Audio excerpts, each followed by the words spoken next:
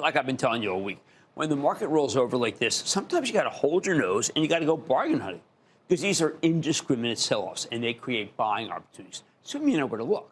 Look, I know it's a really hard thing to do. We bought some stocks today for the Charitable Trust for a couple of comments by the president about trade, and we were down on everything instantly. It is not reassuring, but it can still make you money, just not immediately. Take retail, a group that's right in the blast radius of the rapidly escalating trade wars between the United States and our nominal allies. Consumers are terrified. We don't know what anything's going to cost. That makes people a lot less willing to go shopping.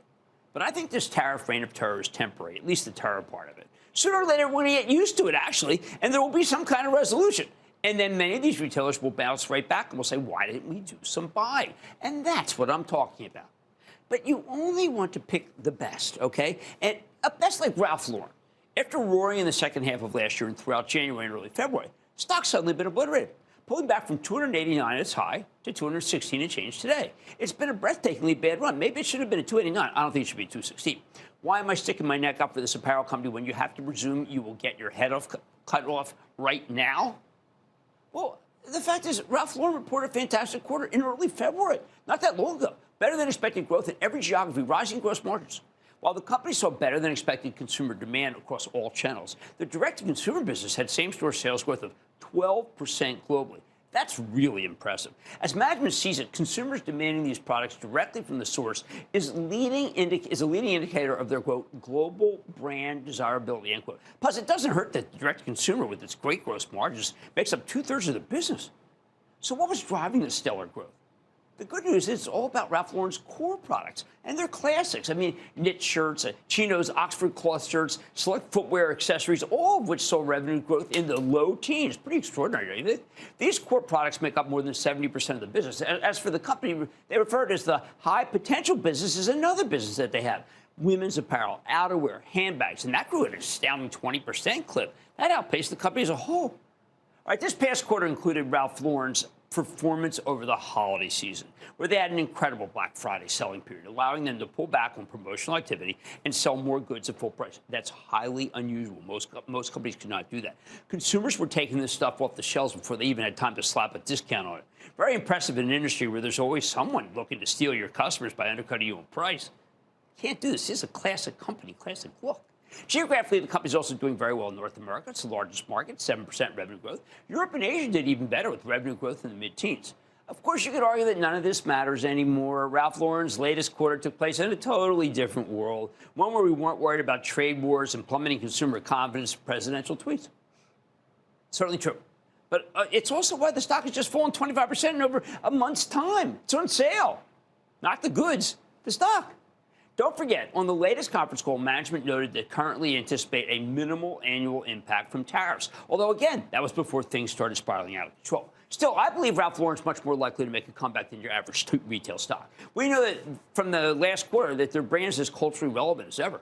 While the stock got hit today on more negative consumer commentary, from this time from American Eagle, you got to keep in mind that Ralph Lauren's target is a lot wealthier than the average consumer. They're less likely to get hit by the current environment. Ralph Lauren's clothes, the look, a lot more timeless than American Eagle, don't you think? And that's why I think it'll be one of the first retail stocks to bounce back. Next up, how about the Gap, which also owns Old Navy, Banana Republic, Athleta? We've been speaking with CEO Richard Dixon regularly for some time now, and he always seems to tell a good story, doesn't he? While backing it up with good numbers. The stock has repeatedly popped on earnings, but the market seems to have a short memory with the Gap because it always ends up coming back down before the next quarter. Now, we spoke to Dixon just last week after he delivered a really terrific fourth quarter earnings report, posting better than expected revenue, 16-cent earnings beat off a 38-cent basis. The market even liked the guidance, although it came in a bit light, tough to do in this environment. As a result, the stock shot up almost 19% the next day.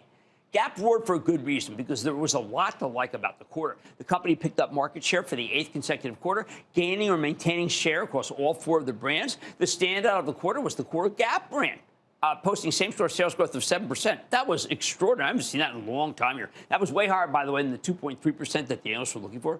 As Richard Dixon told us when he came on the show, the Gap is back in the cultural conversation. You can see it from the numbers.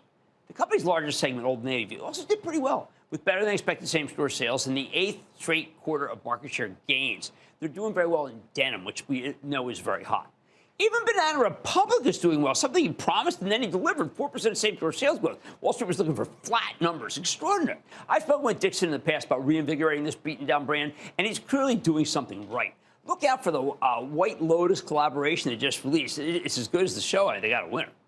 Athleta is struggling a bit relative to Gap's other brands, but it's already the third biggest name in the women's activewear space. And given Dixon's track record with turning around his other brands, I actually am inclined to believe when he says that he feels that positive about the Athleta's prospect. Certainly wouldn't bet against this guy at this point. You know what? I think they're taking share from Lululemon. How about the trade war, though? Won't President Trump's volatile trade policy crush the Gap like it's crushing everybody else in the business? Look, this company gets less than 10% of their products from China, with less than 1% coming from Canada and Mexico. On the cost side, they're fine. The only worry is that the trade war wrecks consumer confidence and crushes the entire economy, which does seem like a possibility at this point. But as I said repeatedly, I think the Federal Reserve will start cutting rates at that point in order to prevent a recession. When I asked Dixon about the concerns surrounding the health of the consumer, he emphasized that what Gap's been doing to reinvigorate their brands is resonating with customers, and their ability to gain market share in a declining industry makes him feel pretty confident about the future of the business. I think he's probably right, even if the company gets hit with some near-term turbulence. I like it. Here's the bottom line. As long as you don't think the entire economy is about to fall off a cliff, and there's still some of us who feel that way, then some of these high-quality retailers are looking darn cheap at these levels. Ralph Lauren and the Gap are my faves right now. And yes, if you buy them and the president basically assures you that the forecast is pain, there's not much you can do short-term. But longer-term, you will do fine. I just can't predict when longer-term starts. Let's take some calls. Let's go to Garrett in Texas. Garrett. Thank you so much for taking my call, Mr. Cramer. It's a pleasure to thank you, Garrett. Thanks for calling. So my question is about the New York Times, ticker NYT. Now, I know it's a newspaper company, but they have a tremendous brand, a strong digital presence. Their daily games are popular. They own The Athletic. Can they grow in the future, or are they slowly becoming obsolete?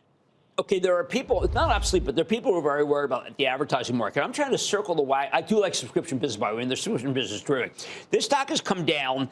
There were a lot of questions about the last quarter. So here's what I can say about it. I read the last quarter conference call. I thought it was fine, but the interpretation was that it wasn't strong enough. I'm going to ask that we wait another quarter before we can make a determination. Let's go to Marcos in Arizona. Marcos. Booyah, Jim. Thanks for taking my call. You the man. Thank you for calling. Yes, sir. Hey, Casey's General Stores has been performing well. Do you see further upside potential for the stock, or do you believe it's fairly? I'll tell you, there are a couple of other retailers and convenience stores that are in a similar situation to them. Right now, they're all pretty funky, even though the businesses are good. I have to, again, counsel, we need to wait another quarter before we can be sure that that people will interpret the good news as positive instead of negative, which is what's going on right now. Thank you for calling. Now, if you don't think the economy is about to fall apart, then I think it's worth looking at Ralph Lauren and Gap at these levels. Much more Mad Money. You stuck me on the Zeta Global, so tonight I'm sitting down with the CEO, learn more about the company. I think it's pretty interesting. Then I'm offering up the intel on Intel's new CEO. Completely forgotten about in the disaster that was today. And of course, all your calls rapid fire in tonight's edition of The Life Plan. So stay with Cramer. Don't miss a second of Mad Money. Follow @Jim Cramer on X. Have a question? Tweet Cramer. #MadMentions. Send Jim an email to madmoney@cnbc.com or give us a call at 1-800-743-CNBC. Miss something? Head to madmoney.cnbc.com.